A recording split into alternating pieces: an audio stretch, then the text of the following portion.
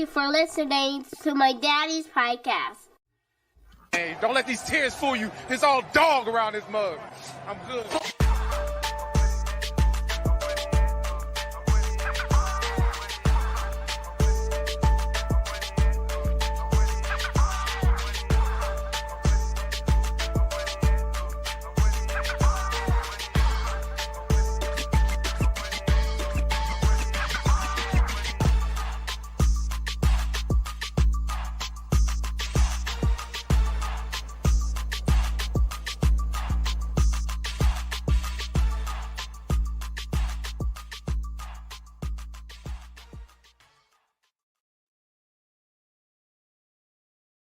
Hey, what's going on, Who Dat Nation? It is yours truly, Timothy J. Jones. And yes, I am the host of the State of the Saints podcast. Thank you so much for checking out the State of the Saints podcast, where we talk New Orleans Saints. Appreciate everybody's time. Thank you for stopping by. On this edition, we're going to be talking about the Saints Week 3 matchup versus the Philadelphia Eagles and the newfound success and popularity the New Orleans Saints have had throughout this week. Will the Saints be able to keep the momentum going? That is the question of the day. But I want to say thank you to everybody tuning in, no matter where you are, wherever you may be. Thank you so much for allowing the State of the Saints podcast to be a part of your listening or viewing pleasure. Shouts out to everybody in the chat. Shouts out to everybody that may want to comment but just can't do it because they probably doing something right now on this Friday afternoon, but I really do appreciate it nonetheless. I want to let everybody know that this show is powered by BETUS. You can sign up and get up to 150% on your first deposit and 125% on your next two deposits. All you have to do is go to BETUS and use the promo code YouTube150, and we'll get into a little bit more about BETUS a little bit later on in the show. Right now, we're going to do what I like to call a State of the Saints podcast giveaway. I have a State of the Saints podcast question of the day. Somebody is going to get one of the State of the Saints podcast towels, one of our towels that we just came out with a couple of weeks ago. So somebody is about to win that. All right.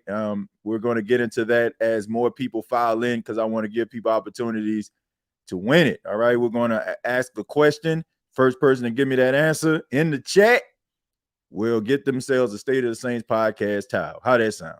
All right, well, let's go ahead and get into it. As we all know, well, before we get into it, let me get a little bit of water. Now we can get into it.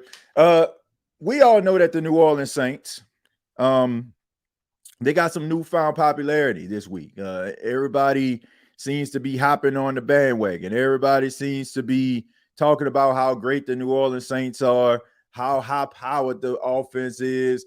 Clint Kubiak is the new wonder kid. He's the new Sean McVay. Everybody's saying all these different things. Everybody's picking the Saints to beat the Philadelphia Eagles. And, you know, it's kind of weird to me how all this has come together, because a few weeks ago, nobody was checking for the New Orleans Saints.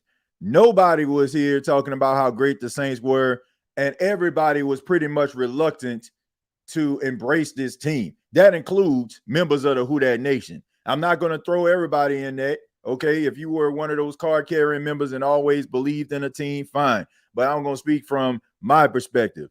I had a wait-and-see approach when it came to the New Orleans Saints. But it seems like everybody's looking at these guys, these New Orleans Saints, as a foregone conclusion to win it all, represent the NFC, a team that everybody trusts. But we all know when newfound popularity, you know, it comes with a lot of praises, a lot of, oh, you all are so great, you all are so wonderful, you can't be beat. So question is, can the New Orleans Saints be able to have tunnel vision in the midst of all of this newfound love and adulation for them? If you've been looking at the New Orleans Saints website and looking at some of the videos and interviews and the press conferences with these players, you'll see that they don't seem like they're too excited or too high on some of the things that have taken place over the last 2 weeks. And This is the way that it has to be. This is how you maintain the focus. This is how you maintain success, is you're not reading your press clippings. And, it's kind of crazy because we have these conversations all the time here on the State of the Saints podcast pertaining to the New Orleans Saints and not getting enough media attention. Oh, the Saints are doing great things. Oh, the Saints got some good players. Why isn't the national media giving them the type of attention that we feel they deserve? But now they're getting that attention, and now you have some Saints fans like, I wanted attention, but not that much attention. But look, that just comes with the territory of being good. And this is the reason why this is a possible trap game for the New Orleans Saints if they don't go into this game focused.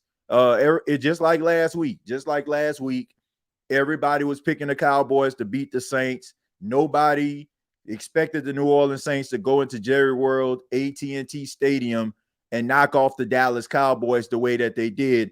But now everybody sees that this team has the possibility of being something special. And now everybody's picking them to knock off the Philadelphia Eagles. So just like Saints fans were angry and frustrated and saying, man, you know what? We got a pretty doggone good team ourselves, despite what you want to look at when it comes to Philadelphia. Rather you want to look at analytics. Rather you want to look at the defensive ranking, the offensive rankings. A.J. Brown help is in question and all these other things. This team is not going to lay down for the New Orleans Saints. And I just think that this is going to be one of the toughest tasks for the New Orleans Saints this season. The fact is, we know that the Saints have struggled against scrambling quarterbacks. And we can say stuff like, oh, well, that's why they got Willie Gay. We solved that problem. But has anybody seen Willie Gay go up against a mobile quarterback in a Saints uniform yet? Right now, that is what you call wishful thinking. Now, do I feel like Willie Gay can do this? Could he be able to neutralize and help the New Orleans Saints be able to keep Jalen Hurts in a pocket, to have a spy on him, to make sure that he doesn't run wild on the New Orleans Saints? I do feel like Willie Gay has that capability. But just like I have been about a lot of things when it comes to this team, I got a wait and see approach. And anybody that wants to take the Philadelphia Eagles lightly because they were in a phone booth knockout drag out with the Atlanta Falcons, and you just feel like the Saints are just that much superior to those other teams, I just think that you're sadly mistaken if you're thinking like that. Football is about schematics. It's about schemes. It's a chess game. And when you combine all of the praise that the New Orleans Saints have had over the last week, you know teams are going to be burning the midnight oil because they want to be that team to knock off the New Orleans Saints. And if the Eagles can't do it, you know the Falcons damn sure are going to want to do it the following week. So the New Orleans Saints better indeed stay focused. But like I mentioned, man, it's just something about some of the press conferences and interviews that I've been seeing with this team. They don't seem like they're too excited or too high about what's going on, right? Scoring 91 points in the last couple of weeks, putting up 40 points against Carolina and Dallas. It don't seem like they're really buying into the hype. Later on in the week, earlier in the week, I should say, Derek Carr spoke to the media about the Saints' newfound success and the attention they've been getting from the national media. And Derek Carr understands that, this is an emotional game and people base their opinions on emotion. I think we've been kicked around a little bit too much to where we just don't even care, what people think. Right now we're the greatest thing ever. If you ask anybody, and to us, it's like when we go in there, we've always believed in each other. I've always believed in that defense. They've always believed in our offense. We've always believed, and we've communicated that to each other, and we grind and we grow together. There's things. Foster challenged me on something today, and then I challenged another guy, and that's just kind of what I guess the bubble that we're living in, and if we want to have success, we got to keep doing what we've been doing. We can't get too high. The stuff from the world is it's fleeting. It is. I've heard MVP chants in a stadium. I've also been booed in the stadium. I've heard both, and neither of them matter. You just got to keep working, stay true to who you are, and just be a great teammate and try your best on Sundays, and throughout the week. So, there is a challenge there for sure, but hopefully our leadership the guys that have been through it a little bit can just, keep the same message we've had. So he's dialed in, he's focused, man, and he understands that, the love is temporary. And that's true. Like if you watch sports, watch any sport. One sport that I would just signal out in this particular case is boxing. I watched boxing since I was, as long as I can remember. I can remember my grandfather ordering all the fights, right? The Evander Holyfields, the Mike Tyson, the Lennox Lewis fights. And then when the welterweights were reigning supreme, like the pretty boy Floyd Mayweathers and Manny Pacquiao's. And you had all these different fighters, and they were winning fights back to back to back. And everybody was talking about how great they are. And they had all these different debates, like who's the greatest fighter, and always put those guys in there. And then all of a sudden they go into the ring and they lose. And then all of a sudden everybody just picking them apart. Oh, I know they weren't that good. I know they weren't that great. They wish they could be a Sugar Ray Leonard. They wish they could be a Marvin Hagler. It goes like that, right? People like to follow the crowd. People like to sing the praises. People like to be a part of what's hot, right? They're okay with that. But then when the thing that is hot starts to cool down a little bit, people start backing away. So the New Orleans Saints have to understand that the guys that they can trust and believe in are in that locker room. I'm not even going to put us in this situation, because we all know that if the New Orleans Saints start to kind of falter here, some of us are going to lose our freaking minds. So you got to be able to stay focused. You got to be able to keep your eyes on the prize here, because what you're doing right now, it can be the start of something special. I don't expect for this offense to be scoring 40 points a game every single week. I mean, that's just wishful thinking. It looks good. I mean, it's fun to watch, but we all know that it's going to come a time when the tape is going to accumulate over the season, and you're going to have more and more film on the New Orleans Saints that is going to be distributed throughout the NFL. When these teams have to go up against the New Orleans Saints, they're going to come up with a better game plan, and the New Orleans Saints are going to have to strategize a little bit harder than they have over the last couple of weeks to win football games. Now, if you have the mind frame like Derek Carr is saying that he has, and Cam Jordan, the way that he was on Colin Cowherd, like how Colin was singing the Saints' praises, and he was like, well, we started 2-0 last year. So they understand that right now it's very early in the season. We know teams, they can get hot. We know teams that probably struggle offensively, rather it be they got a new coordinator and the coordinator has to mesh with the offense, or a defensive coordinator, they got to mesh with the defense. We know that it may take some time. I'll give you another example. Let's take a look at the Tampa Bay Buccaneers back in 2020. Back in 2020, they took on the New Orleans Saints, first game of the season. The Saints beat them in a very quiet Superdome with no fans up in that thing. And the Saints even beat them again later on in the season. But when they played against the Chicago Bears and lost and had that bye week after that, they didn't lose another game. They went on to the divisional round and they beat the New Orleans Saints, and they went to the NFC Championship, won that game, and won the freaking Super Bowl. So sometimes it don't always start off as quickly. The Saints started off pretty hot that year, but they didn't end up reaching the end goal. So you got to continue to maintain a level of success. You got to keep you got to keep yourself focused and understand that you're not as good as everybody said you are, and you're not as bad as everyone says you are. So as long as they do that, I think that the New Orleans Saints will be fine.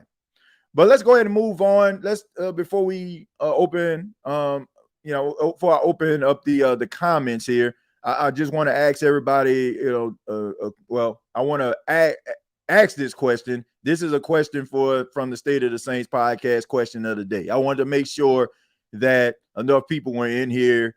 The first person to answer this question inside of the chat will win a State of the Saints podcast towel.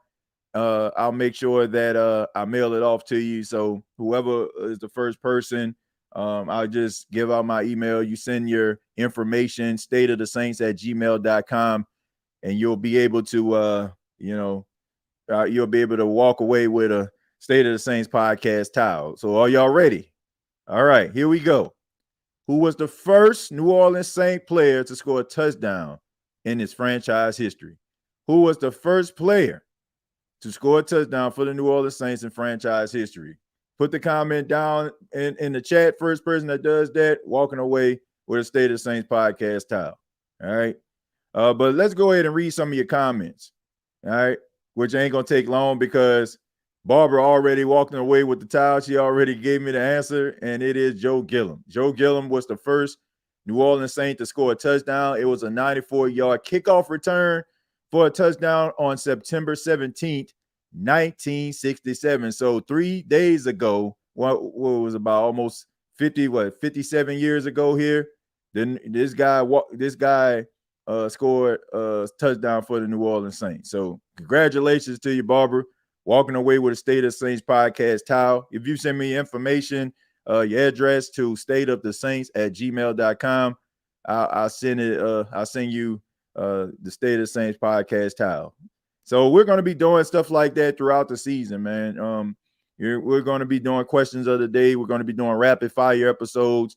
If you see the word rapid fire on the thumbnail, the first person that comes in is the person that's going to receive that award. And then we're going to be doing questions of the day throughout the season. So, and first person that answers the question inside the chat, they win, just like Barbara did on today. So stateofthesaints@gmail.com. Barbara, send me your information so I can mail that off to you.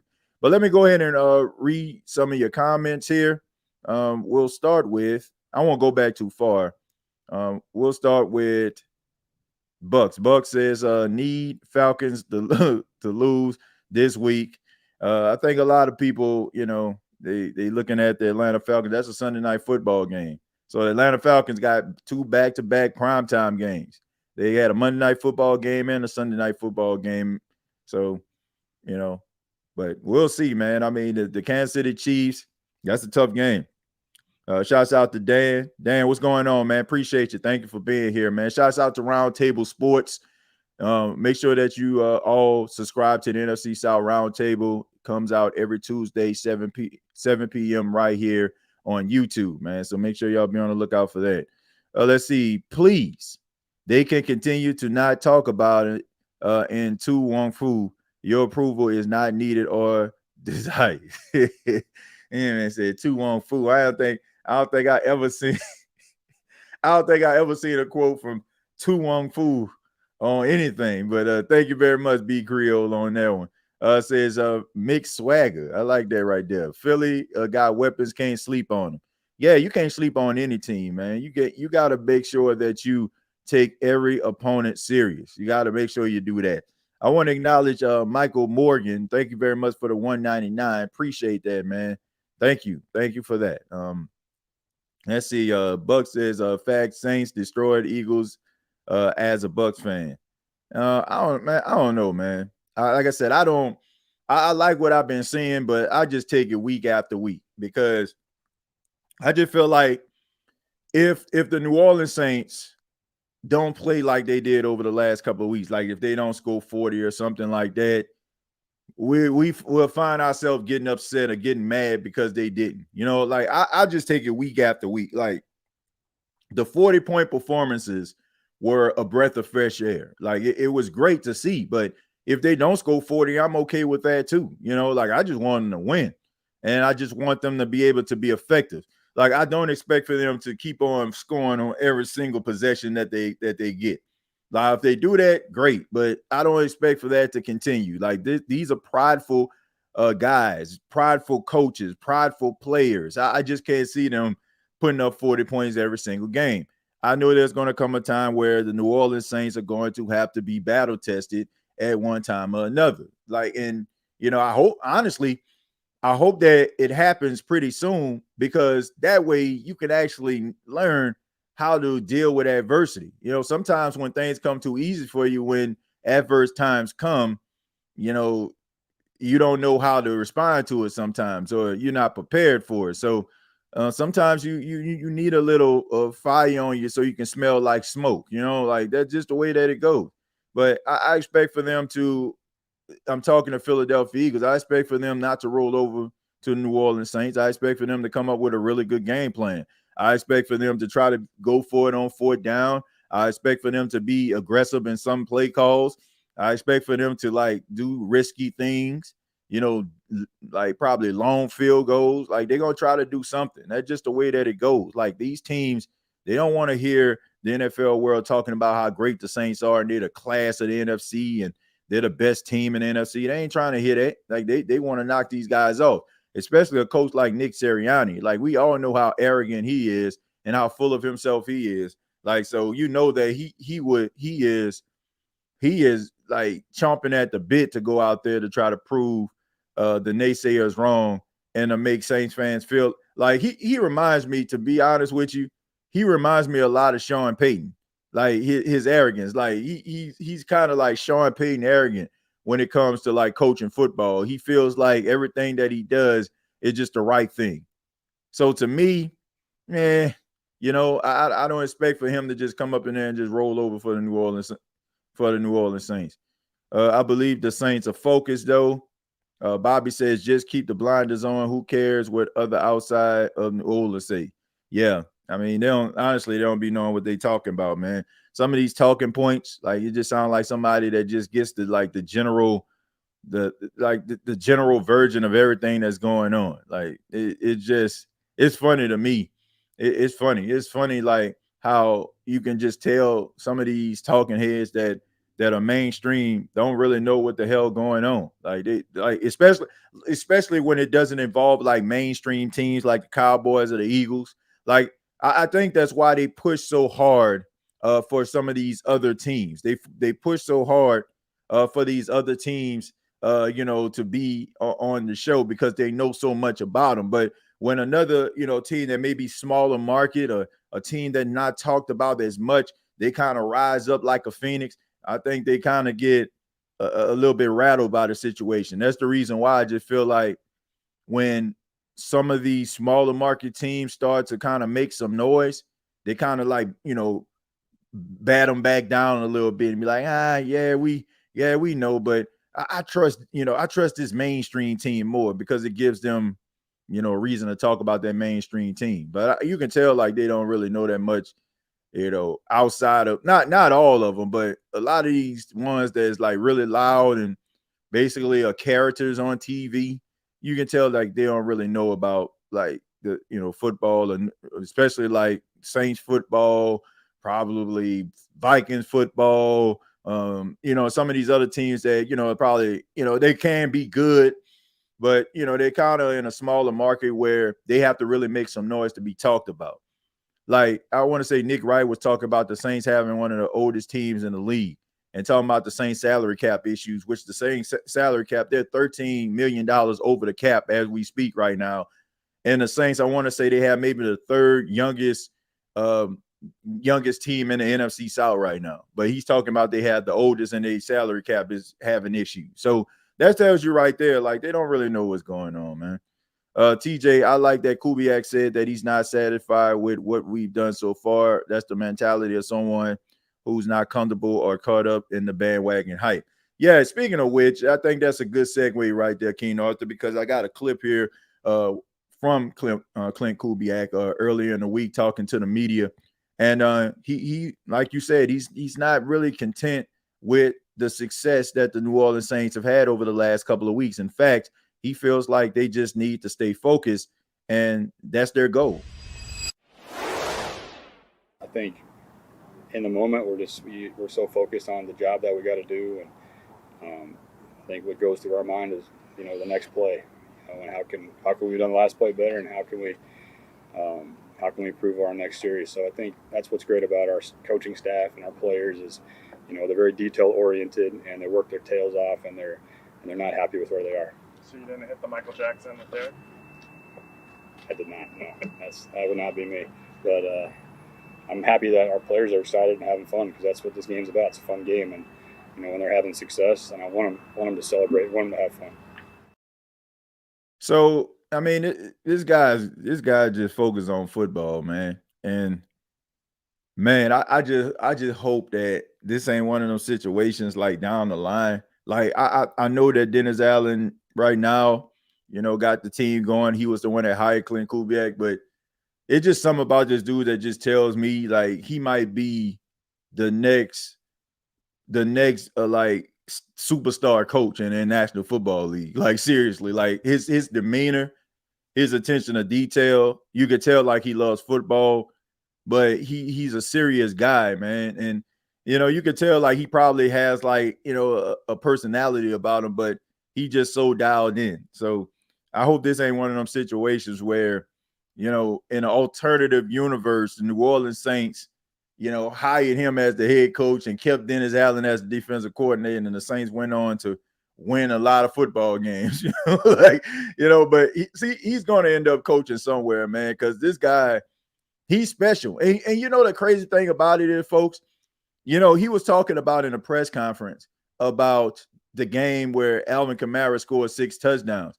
But if you go back and watch that game, like if you go back and watch the highlights, don't just watch Alvin Kamara.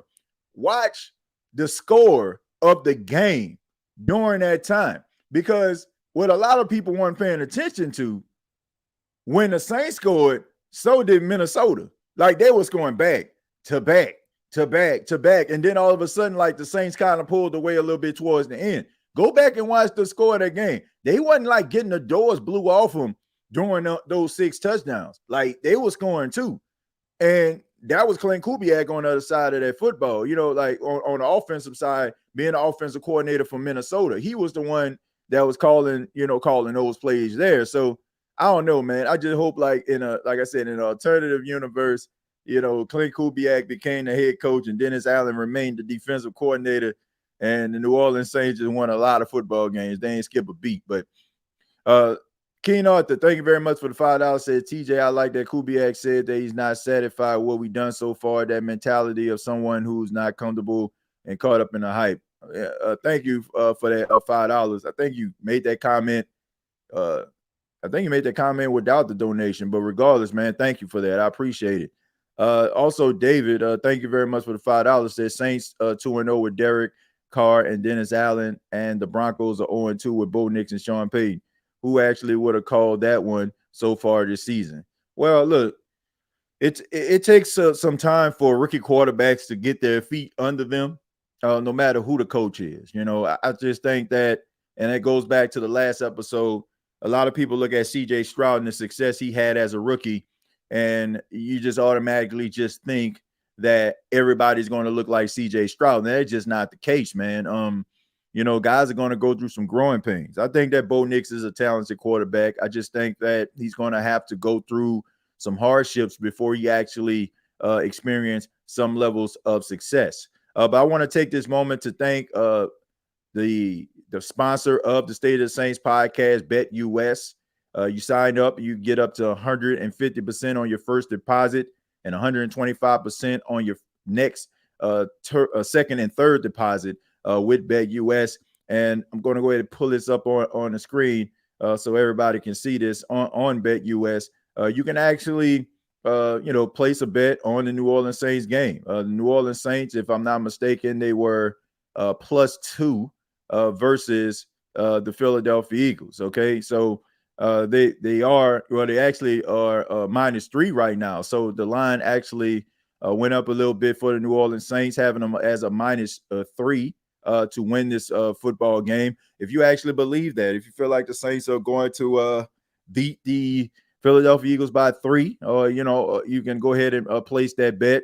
Also, you can place bets on other games as well. You can use the promo code YouTube150. That's YouTube150, and you'll be able to place a bet. Once again, sign up. You get up to 150% on your first deposit and 125% on your second and third deposit. So once again, the State of Saints podcast powered by BETUS. But let's go ahead and get back into the comments there. Let's see. He says, I don't think he wants to be a head coach. He seems like he doesn't want to be in the limelight. Seems more like behind the scenes type of guy. Well, I'll tell you this right here. I think that's something that you just saying to put your mind at ease. Nah, man, you don't need that, bro. You can stay right here and cook it up for years to come. But nah, man, that ain't how it go, bro. Like when teams see what these offensive coordinators are doing and they see them generating this type of success, they want some of that, man. Like like don't make no mistake about it. I'm pretty sure this dude has aspirations of being a head coach, right? I mean, just like I feel like guys like Bill Johnson out there, I think that Bobby Slowick, Ben Johnson, excuse me, and Bobby Slowick and all these other, wonder kid type offensive coordinators. I feel like they they have those aspirations, man, but they just trying to build up they just trying to build up their resume, man. They trying to build up their resume. And this is what he's doing right now. And he's hitting it out of the park. So he to me, he probably will be one of those one and done offensive coordinators. That's why I am advocating and keep on beating the drum. You got to strike while the iron is hot. Like everybody is talking about this guy, and he is the focal point. He is the reason people are getting behind this New Orleans Saints team, because he is in the eyes of the media, he is the reason why this Saints team has been turned around. You can't really say Dennis Allen, because Dennis Allen has been the coach for the Saints for 3 seasons, and the Saints have done nothing but win one, lose one, and look about as mediocre as a C+. Now all of a sudden they scoring 91 points in 2 weeks. Well, who is responsible for that? You still got the same offensive players on your team. What's the one thing that's different? Is Clint freaking Kubiak. So, to say that this guy doesn't have aspirations of being a coach, I just think that's something that maybe you want. So, because you don't want him to leave and you want to keep this thing going, but that ain't how it goes, man. Like when offensive coordinators, defensive coordinators, when they can generate success and turn teams around, they do get opportunities. And, I expect for this guy to get that opportunity, especially the fact that his dad, Gary Kubiak, was in the league. He's a well-respected coach, and his son seems like he's a chip off the old block, just like Kyle Shanahan was with Mike Shanahan, his father. So, these guys who are second-generation coaches, third-generation coaches, they kind of get the benefit of the doubt because of their bloodline there. So, I just think that Clint Kubiak, this guy probably, to me, is going to be a one and done. If the Saints keep playing like this, he going to be a one and done. So you might as well just go ahead and kind of, appreciate these moments, embrace it, because if the Saints continue to generate success offensively like they have, if Derek Carr at the end of the season is in the MVP conversation, Saints flirting with a number 1 seed, winning double-digit games, trust and believe this dude is going to be out as the Saints offensive coordinator and a head coach of another team. Let's see. Also, given the way the Eagles lost Monday and everyone criticizing the coach this game, it's starting to feel like a trap game. Yeah, I mean, I never, even when this game came out and I seen the game on Monday night, I said to myself, this is not going to be an easy game for the New Orleans Saints. I'm just not buying it. I think the Philadelphia Eagles are much better than people are giving them credit for. That's why, stop telling people, stop just putting these numbers. Oh, man, they ranked number 27 in this. They ranked number 30 in this. Nah, bro. You can never underestimate any team, man. You start looking at numbers and analytics and, oh, my running back did this, they running back did that last week. That is a recipe for disaster, because any team can beat any other team on any given Sunday. As trash as the Carolina Panthers are, they can beat one of the best teams in football if they stay focused. And honestly, you may feel like, Andy Dalton is an average quarterback, but you have to admit that he's probably going to make them look more formidable than Bryce Young has over the next couple of weeks. So you can't even look past that game. So all I'm saying is, you can't just look at the stat sheet. You can't just look at the win-loss record going into a game. You can't just say, oh, they lost to the Falcons, the Saints better than the Falcons, so we should win. That kind of stuff right there, that's the reason why people lose.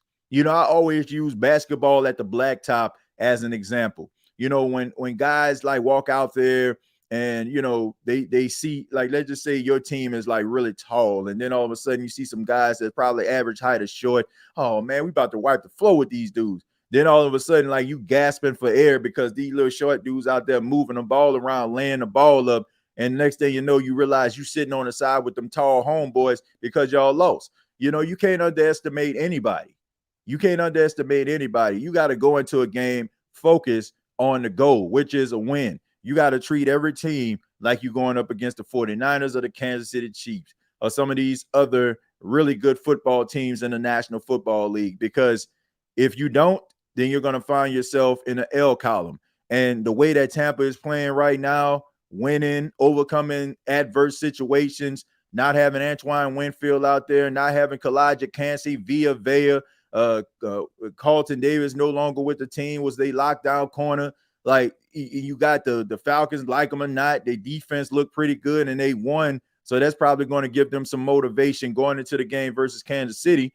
And you can't take these teams lying down, man. And you can't just fall asleep at the wheel, or like the race with the tortoise and the hare, speed out ahead of everybody and think that you can take a nap and don't think that the tortoise will eventually catch up. You got to be able to keep running until you actually hit that finish line. The overall goal you want to do, the first goal, you want to win the division. That's what they say. You want to win the division.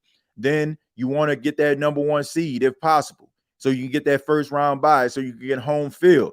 And right, those are the goals that you need to set out to do. And how you do that is you don't take anybody lightly, because we see that the first 4 games for the New Orleans Saints this season are NFC games. And guess what? These games can come down to tiebreakers. Y'all remember what happened last year? Saints lose to the Green Bay Packers. What were they up? 17-3 late in the game. All of a sudden, Green Bay comes back, win 18-17. Somebody tell me what the Green Bay Packers record was that season. It was 9-8. What was the Saints record? 9-8. So if the New Orleans Saints would have beat the Green Bay Packers and they went 9-8, guess what? They would have made the playoffs. So you got to make sure that you're winning these games, because they can come down to tiebreakers later on. So let's just say if you're trying to jock for position in a division, the Atlanta Falcons beat the Philadelphia Eagles in Philly. And let's just say, for example, week 3, you lose to them, and you and Atlanta have identical records. Guess who wins the tiebreaker? It would be the Falcons. So you got to keep on winning, man. The one loss that the Falcons have was against an AFC opponent.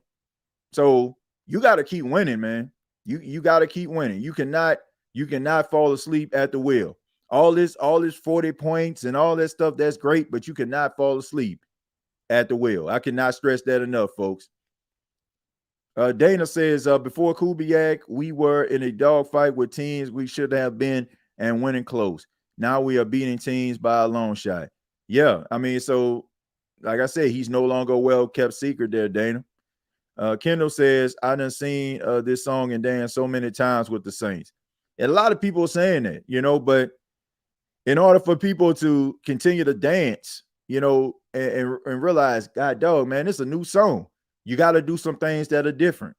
I can remember a game like this that everybody's expecting the Saints to win. They lose, right? So how do you change that narrative? I'll tell you how you change it, Kendall, by going out there winning. That's what you do. But TJ, what would happen if the Saints give Clint Kubiak an extension to stay as the Saints OC? I mean, they could do that, but that's really up to him.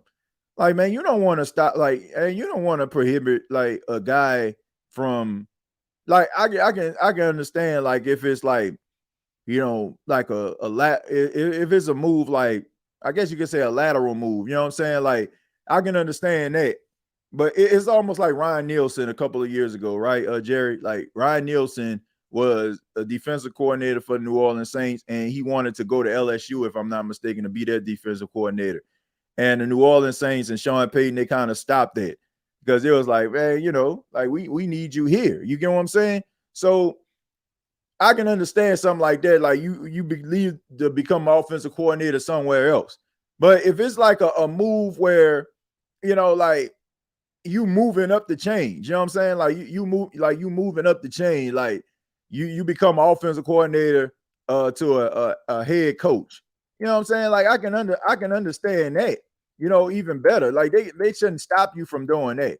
You know, like I can understand, like, like if it's a lateral move, like, okay, if you're going from offensive coordinator to a head coach, right?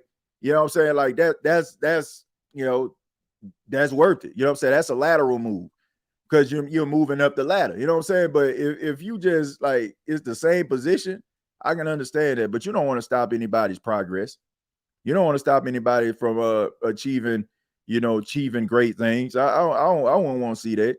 I mean, they could offer him a contract extension, but Jerry, that's like somebody to asking you, okay, Jerry, look, I know you are the I guess the executive the executive vice president of this particular company right here, and I know over here they want you to become the CEO of their company, but we want to give you a little bit of this. Like, oh, man, you're gonna be like, wait a minute, this is a great opportunity for me to become a CEO of a company. This is something I aspire to do. Like you want to make sure that you're elevating, man, and that might end up like making somebody else reluctant to want to be a part of your coaching staff later on if they see like you holding people back or stunting their growth. I'm not for that, man. Like I want the Saints to win. Don't get me wrong. I want to see them win, Jerry, just like everybody else, but not at the expense of holding anybody else down. Like I don't want that because I wouldn't want nobody to hold me down. I wouldn't want nobody to like look at me and be like, oh man, I'm just happy to have him there because I've been in that position. I was in that position before, and it didn't feel good. Like there was it was a time when I was young. I was like a young assistant manager, man, and I had a manager who basically didn't do nothing. I'm gonna just call it for what it is. Didn't do much, right? And basically had me like doing all these different things, and he'll tell me, "Oh man, I can see you doing this. I can see you elevating. I can see you moving up." But then, like, when he'll never have me in on like days where the district manager would come in, and I found out is because he was telling the district manager, "Oh, he's good, but he has so much work he needs to do." Why? Because he didn't want me to leave that store. He didn't want me to leave. He was happy, right? I was able to do all these different things to make his job easy. But that's not the way you want to have things, right? You don't want people to like stunt your growth. So I'm all for this man moving up if opportunity presents itself. I doubt if the Saints just let Clint walk after 1 year. Well, I don't think they would have anything to do with it, man. Like seriously, like if he gets an out, like it's like with Dave Canales. Dave Canales was the offensive coordinator of the Tampa Bay Buccaneers for 1 year, right? And now he's the head coach of the Carolina Panthers. So it's not so much about the Saints not allowing him to. It's the fact that this guy get opportunity. Why would you want to take somebody's opportunity away from them? Like if they have opportunity to become a head coach, like you got to be happy for that person and give them the opportunity. Like don't try to stunt their growth because this guy can open up a wide zone and be putting up 40 points and that make you feel good. Like it goes back to my story where I just told, like, just because I'm making your job easier and life good for you, don't mean you got to stunt my growth in the process, So I'll just say, let that man, if you, just like you found Clint Kubiak, if he has to move on, just find somebody else. How do the Saints play when being hunted? I feel they're hungry and have a lot more to prove. Well, they do have a lot more to prove, man. And honestly, I feel like this is what we're going to realize what type of team the New Orleans Saints are. Like going down the stretch. Like nobody saw you coming, right? Everybody kind of, seeing you, they were flying under the radar or what have you, right? So nobody really know what to expect, right? So now you have everybody's undivided attention. How do you respond to that? How do you respond to, everybody knowing how good you are and what your capabilities are? What do you do then? What are you going to do when you get everybody's best shot is the question. Pammy says 1 game at a time. No song and dance. I remember watching the 49ers play with a friend of mine who's a fan and who was telling him, I wish we had that run scheme. now we do, and they will be formidable opponents moving forward. I'm gonna say something, man. Hey, I'm gonna say something. I was thinking about this, and I gotta give credit where credit is due.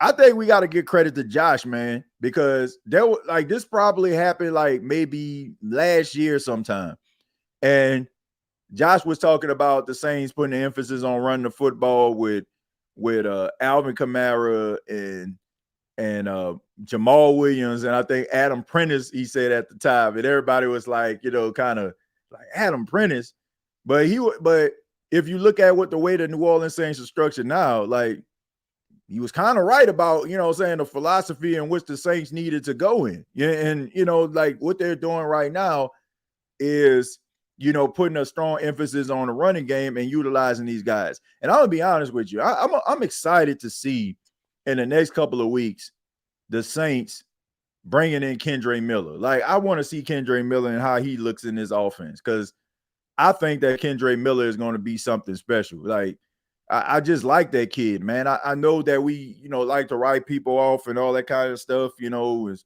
the fact, oh, man, he always hurt, he dealing with injuries, blase. But I think there's something special about that kid, man. And I'm telling you, like, I don't think that TCU really utilized him for his entire skill set. And if they add him, man, this can be pretty dangerous. Like, he kind of reminds me of the running back for the Jets almost, man. You know what I'm saying? Like, what his name is, Breland Allen, I think his name is, Brayson Allen or something. This guy, like, he's a big physical guy. And, man, like him and Brees Hall out there running that rock. So, I don't know, man. I want to see Kendre Miller, like, in his offense, and I want to see what he can actually do. But I was just thinking about that, like, when I was listening to, like, a Saints. I want to say I was listening to Off the Bench, and they were talking about the running game. And that just made me think about a conversation that when he called in, I want to say about a year ago, when the Saints were kind of having struggles and trying to make, Derek Carr look like Drew Brees. He was talking about putting emphasis on the run. So I want to give that man his credit for that. Says, I can appreciate the time we have with Clint Kubiak. If he moves on with A1 and done, it's up to our organization to learn from him and what he's doing now in order to try and have the same success. Well, I mean, if that's the case, then maybe Andrew Janoko can step up, right? Andrew Janoko was with him, the entire time for years. So maybe they'll probably place him in that position, or maybe go to somebody else, another team that kind of run the same similar style. I don't know. I really do not know, but I hope it ain't one of them situations like Wade Phillips and Jason Garrett, where you had kind of Jason Garrett kind of waiting around in the wings, and all of a sudden Wade Phillips offense was struggling, and then all of a sudden they fire Wade Phillips, and then Jason Garrett replace him, and he's the Cowboys head coach for about 5 or 6 years. So I don't know, man. I hope it ain't one of them situations, Well, oh man, I forgot. I forgot. Well, it'd be 2025. Be like, oh man, Braylon Allen. Yeah, that was his name, Braylon Allen. Yeah, the guy running back from Wisconsin. Thank you for that, James. Where he be like, oh man, we just ain't running the offense like we once did. Be like, Dennis Allen has been let go by the New Orleans Saints. And new head coach Clint Kubiak. That'd be jacked up, man.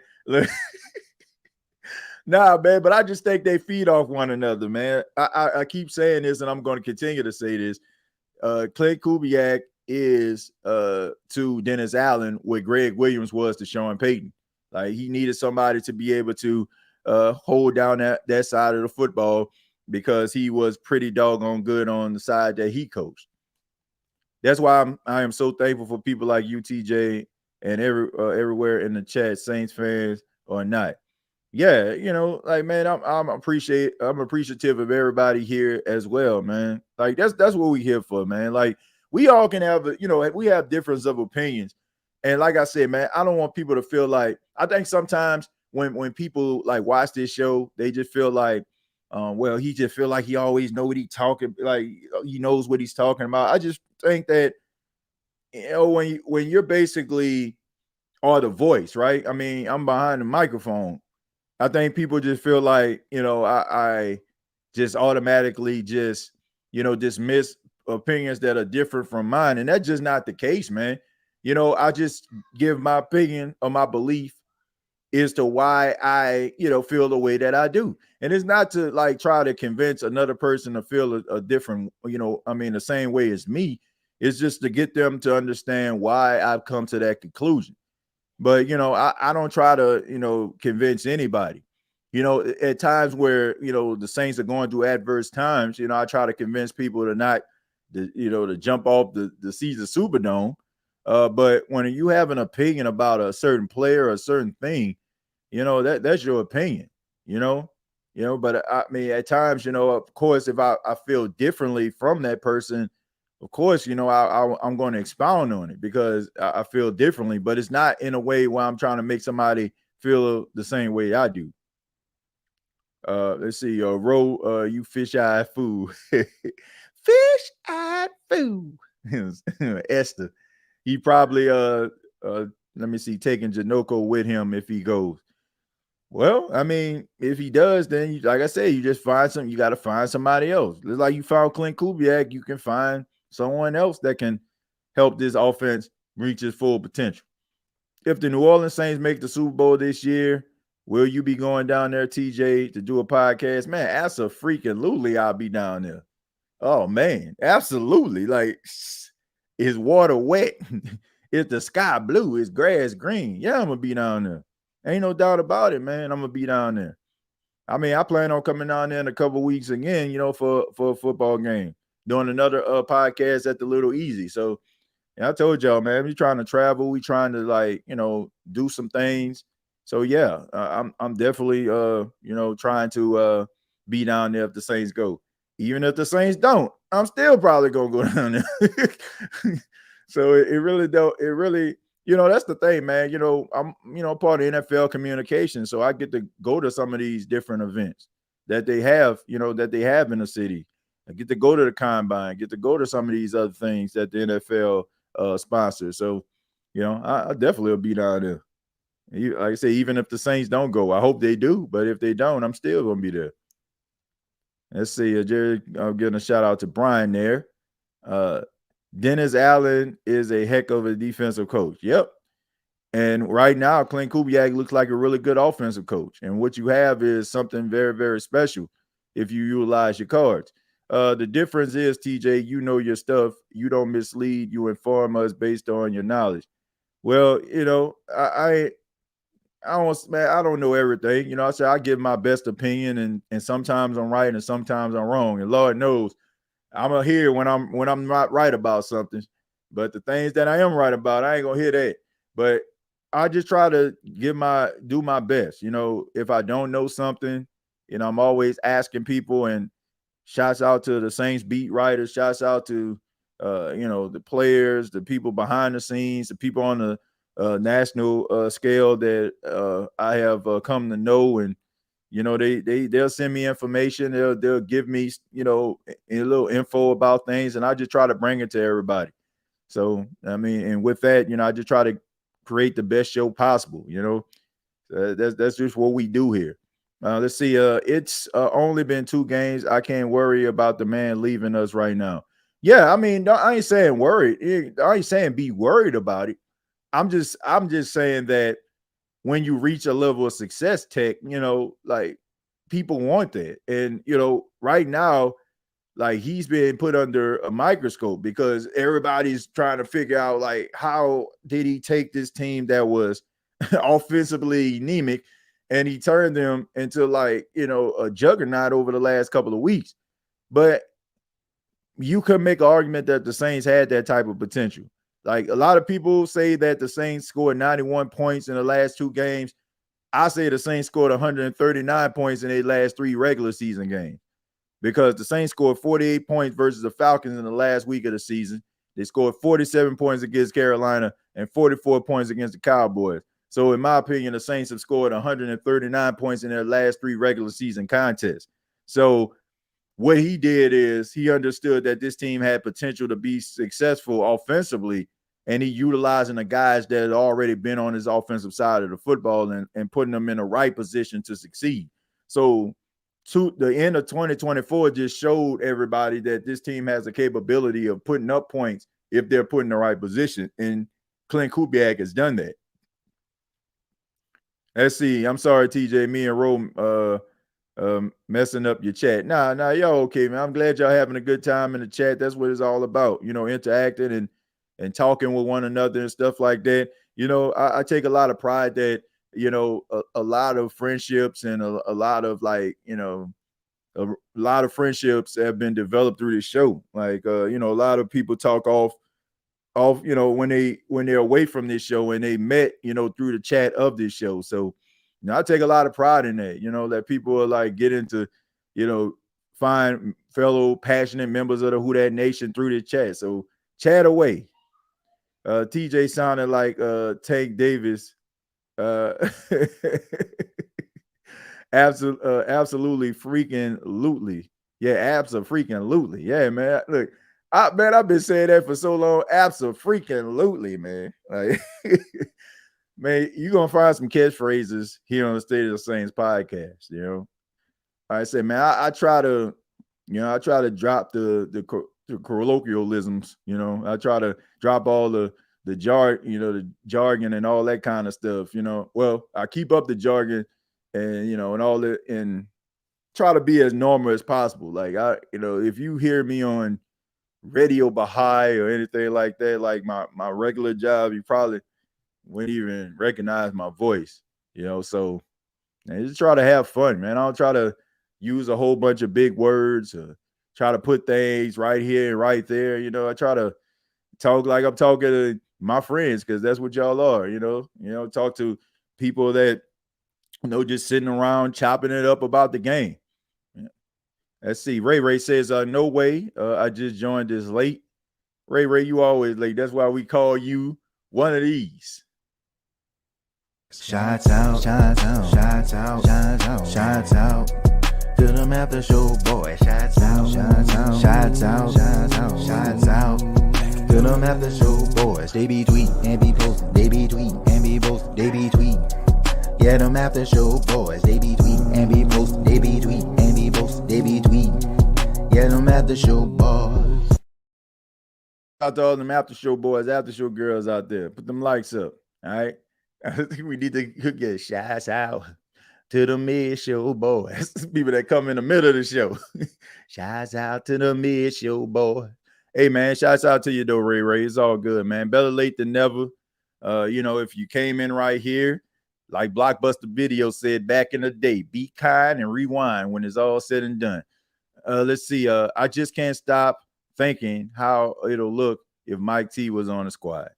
Yeah, it probably would be something like really, really special, having Mike T out there. But, I mean, it just wouldn't work out, man. All of the things that were said and bridges that were burned, especially with this regime, I don't see it, man. But I hope Mike T end up landing on his feet. I know there's a lot of teams out here that could acquire his services. I can tell you that.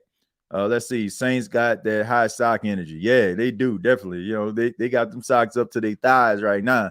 Real. Like, yeah, they definitely do. And hopefully they maintain that high sock energy. TJ, have you heard from Mike, the one that used to always call in? I haven't heard from Hurricane Mike, man. I haven't heard from him in a while, man. I hope he's doing okay. I think the last time I heard from him, he was going to a Saints game. So that was like a few weeks ago. So yeah, Mike, if you're out there, man, we miss you, buddy. Hopefully you can send us a comment, or we open up the phone lines. You can chime in, man. Hope you're doing okay. Let's see. I'm finna cry in the cup. Don't cry, man. But shouts out to Mike, though, man. If you come across this video, we thinking about you, buddy. TJ, I'm an after show boy, but I'm a faithful listener. Okay, well, I appreciate you for faithfully listening to the State of the Saints podcast, Tyler. Thank you for that. Let's see. Shouts out to Ray. It said, that's my jam. Mid-show boys. Yeah, we need to put the shouts out to the mid-show boys. I'm sorry that I'm late. I'm sorry that I'm late. I'm sorry that I'm late to the mid show, boy. I heard Mike T going to Denver. Well, I mean, if he is, good for him. He needs a job, man. I ain't trying to see this man out of work. I mean, we all know how special he is when he's upright. So, I mean, you don't just lose that talent. He just had a lot of bad luck over the last couple of years. Kevin says, you are right, TJ. Never overlook any team. Nah, don't overlook them boys, man. Don't overlook. We don't need Kubiak, just someone with a brain that's not named Pete. Well, you know, I don't care if his name is Pete, as long as he can coach some offense. I don't care, right? But, I mean, Pete Carmichael, to his credit, said, I didn't want the job. They the ones that said, oh, come on, Pete. Come on, man. We need you, baby. We need you. Y'all the ones that said that. You can't blame a man, you know, for trying to do and trying to help out the squad. You know, he didn't want to do it, you know. So I guess they learned their lesson. We haven't heard from Patrick Mahomes either. Yeah, I mean, yeah, he been relatively quiet this season, but they still winning. They still undefeated. Broncos look like the Saints from last year. Let's see. We going platinum with that Mid Show Boys remix. I'm sorry, Dad, I'm late. Josh says, you gonna watch the Hawks versus Gophers tomorrow? It's so much fun to watch now that I know half the guys on the team. Yeah, I mean, Josh, I won't be watching that game because the Coastal Carolina Shants, they'll be taking on the Virginia Cavaliers. So I'll be watching that game pretty closely, man. Should be a good game. Coastal 3-0 right now, man. Off to a 3-0 start, high-powered offense, putting the emphasis on the running game. And you also have the Virginia Cavaliers. That's an ACC team, man. And that's pretty huge, man, because you don't really see too many teams that are in power conferences coming to Conway, South Carolina, or some of these Sun Belt Conference schools. So should be a fun game to watch. It's definitely going to be a tough task for the Shants. So I'm looking forward to watching that game, man. You know, but I'll make sure I catch the replay of that Gophers game, man. I will. They definitely need to bounce back, man. I'm not mistaken. Didn't they lose last week or something? And you know, Iowa's been a team that has been in a Big Ten championship the last couple of years. So they always have like a really good style defense, really good running game. And they like tight end you, if you ask me. You know, they always got a good tight end coming up out that school. But Tay says, TJ, let's not forget there also the possibility we have coaches in the house right now learning the system, just like Clint did from Shanahan. Yeah, that's true. And that's the reason why, you know, you want to have like young coaches that you can develop. And, you know, these offensive philosophies that can be instilled inside of them can generate success for your team if that said coordinator goes to another team and gets a head coaching opportunity. So, yeah. Let's see. I can't lie. I thought Pete staying after Peyton left was a good move. But come to find out, he didn't even want the job, or so I heard. Yeah. I mean, that wasn't his first choice. He just kind of wanted to do the executive thing. But the Saints just wanted to kind of keep continuity. So, you know, he did what he felt was best for the team at the time. Doesn't matter if fans overlook anyone, our team and our coaches will not overlook the Saints. Well, I hope not. You know, I hope they don't overlook anybody. The Get Up panel makes their pick for the Saints-Eagles matchup. They all picked New Orleans. Did they jinx us? Well, let's hope not. This offense works best in a West Coast scheme. Well, a more modernized West Coast scheme, because the West Coast offense that they had last year was a little passe. So in this new West Coast scheme that they got, it works. I think even if we don't continue to get 40 points, I think we still match up well with Kansas City. I assume that's what you're talking about, Alfred. Yeah, I mean, I think they match up well, but, you know, that's going to be a tough game in itself as well. Josh, also, thank you for the $2. Says, I'm not opposed to the idea of two head coaches. All right, I don't know about that one. I don't know if that's going to work right there. I don't think that's going to work. I can understand, like, if you have, like, two coordinators, you know, We seen that kind of work. It was like that at LSU when Joe Burrow and the 2019 Tigers were kind of riding high.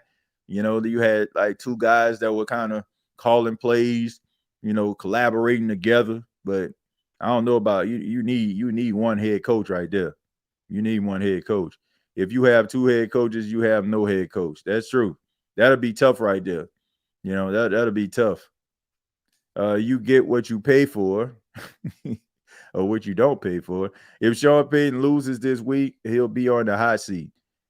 Well, you know, if he's on a hot seat, then you know, then that'll be something, you know.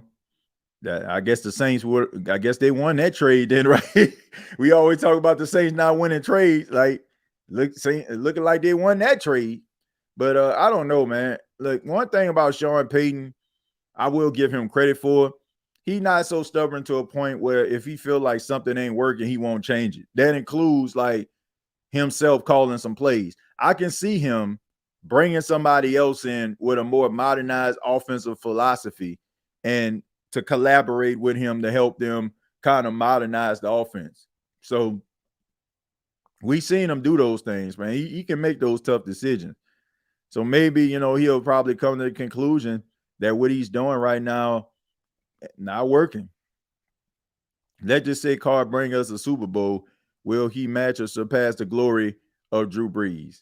Oh, man, wait a minute now. I ain't used this in a minute. Nah, bro. No way. No way. No way at all. No, sir. He will not. Drew Brees is the greatest New Orleans Saint of all time, right? Like, that is no way. He would have to not only win a Super Bowl, but this man would have to, like, generate, about 14 more years of success after that. Drew Brees is the great. Like, you can argue that Drew Brees is the greatest quarterback of all time. Not just the greatest New Orleans Saint, the greatest quarterback of all time. Drew Brees is number 2 all time in touchdowns, yards, number 1 in completion percentage. Like, you can argue he's the greatest quarterback of all time. Like, nah. To me, that would be like, that goes to that theory, like if Joe Flacco better than Dan Marino because Joe Flacco has a Super Bowl. That kind of like he would have to like he'll probably have to put up, like I said, another 10 years of some really like all Pro Bowl caliber football quarterback play for him to surpass Drew Brees in a Saints uniform. No way, no how. He'll get the respect. Like, you know, people like, he'll probably get a, you know, after the Drew Brees statue get up out there, he'll probably get a statue or something like that. But nah, Drew Brees, like, you gonna have to be something. Like, you would have to be, like, to be honest with you, you would have to start off like how Spencer Rattler is, right? Like Spencer Rattler on the bench. Let's just say in a couple years, Derek Carr leaves, Spencer Rattler comes in, and let's just say Spencer Rattler like start winning football games, win a Super Bowl or something like that, and just start putting up like crazy yards. Then I feel like maybe, you know, that can be a conversation later on. But even with that, like Drew Brees is the greatest New Orleans Saint of all time. Like, we are all here today with the belief in our heart that the Saints are going to win something because of Drew Brees. Ain't no way, man. Ain't no way. Like, like I said, at best, he'll probably get an attaboy. That boy was good and put a statue out front. But you ain't passing Drew Brees. Like, you gotta be like I said, starting off as a rookie and from start to finish, like just incredible quarterback play to pass Drew. And even with that, I don't feel like that's gonna happen. I gotta disagree. Archie Manning is one of the best New Orleans Saints out there. He ain't better than Drew Brees. He ain't better than Drew Brees, Brian. Like, I got all the respect in the world for Archie Manning, but Archie Manning not in the same building as Drew Brees when it comes to like the greatest. And I understand people have a lot of respect for Archie Manning, but Drew Brees is like The only person I just feel like they probably can be in that building probably be Ricky Jackson. Maybe Ricky Jackson. You know, like, man, Drew Brees, nah, bro. Drew Brees, like he's in a class all by himself. I think I'm comfortable saying it. He's in a class all by himself. It's like Drew Brees and everybody else, and there's no disrespect to anybody. And I guarantee you, if you talk to any famous New Orleans Saint player, any Saint great, they'll tell you the same thing. Like, Drew Brees was special, man. Like, Archie Manning, he was good in this day, but Drew Brees was special. We not just talking about. Like, I want people to understand. We're not just talking about Saints history. We talking about NFL history. Like, Drew Brees is one of the greatest quarterbacks in NFL history. Like, it goes outside of New Orleans. Like, when people are having conversation about the greatest quarterbacks of all time, like, he is in that conversation. So to me, like, nah, bruh. Your thoughts on Caleb Johnson? He really reminds me of Priest Holmes. I think he's decent, man. You know, let me pull up his stat line because it's great. Let me pull up his stat line on Caleb Johnson. I think, you know what I'm saying, like, seemed like a pretty decent football player. Let me see. Let me pull up his stat line real quick. I pull up. I can't. I'll have to get back to you on that one, but I don't know, man. You know, like, I think he's talented. It's funny that you mentioned that though, because I was just thinking, man. I was just thinking about the running back out of Oklahoma State, man, a really talented guy, Ollie Gordon II. I would not be surprised if, let's just say, for example, I know we don't want to hear this, but let's just say, for example, the New Orleans Saints be like, okay, AK, you kind of price yourself out of this whole thing, and you know, he ends up like maybe they can't come with a deal. Like, Ollie Gordon would probably be a really good running back that the Saints would have to take a look at. Could take a look at in the next year's draft. Like, I wouldn't be surprised in New Orleans Saints, the way that their offense is structured now, and the fact that the whole maybe Kendre Miller experience didn't work out the way that they wanted to, that he don't end up he don't end up like, being drafted or something like that, and they don't end up drafting a running back. Like, that wouldn't surprise me at all. But that just made me think about that when he asked me about Caleb Johnson. I think Caleb Johnson, like I said, I think he's talented. I think he's a good running back. Got a really good size on. He's a bigger guy. You know, he's a bigger guy than most running backs. If I'm not mistaken, I'm trying to pull up his stat. I know he maybe 6 feet. I knew he 225. Like, he's a big stout running back. And I think he has really good balance. Like, I think he's a really good balanced guy. But man, he hitting the ground running. He has 61 carries for 479 yards and 6 touchdowns, and he averages about 7.9 yards a carry. Like, that ain't too shabby right there. You know, that ain't too shabby, man. Like, so I definitely feel like he's a really good, talented running back. That's what Iowa does, man. They like to run the football. They like to play really good defense. You know, they aren't like one of those really down the field teams, right? They want to hit you in the mouth, and they want to give you that physicality, and that's how they've been. But I think that Caleb Johnson is talented. I know that he was having a really good year. I didn't think he was almost near 1,000 yards already, but he's halfway to that point. But averaging 7 yards a carry, I mean, that's a testament to him as well as their offensive line of Iowa. So they kicking behind right now. Let's see. TJ killing them on the roundtable show.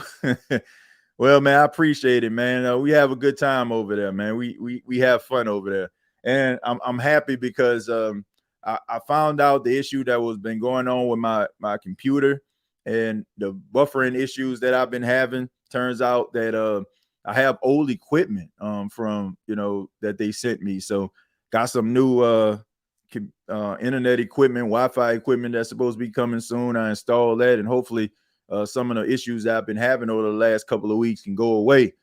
So I really can get back to being comfortable. It's kind of hard for me to like really be like, let my head down and really like enjoy what I'm doing, because in the back of my mind, I'm wondering, is anybody hearing this? Because been having a lot of like buffering issues with the round table. So hopefully, like when this new equipment comes in, I'm able to install it, and now I can get back to like start getting these receipts. But yeah, man, I enjoyed doing the round table.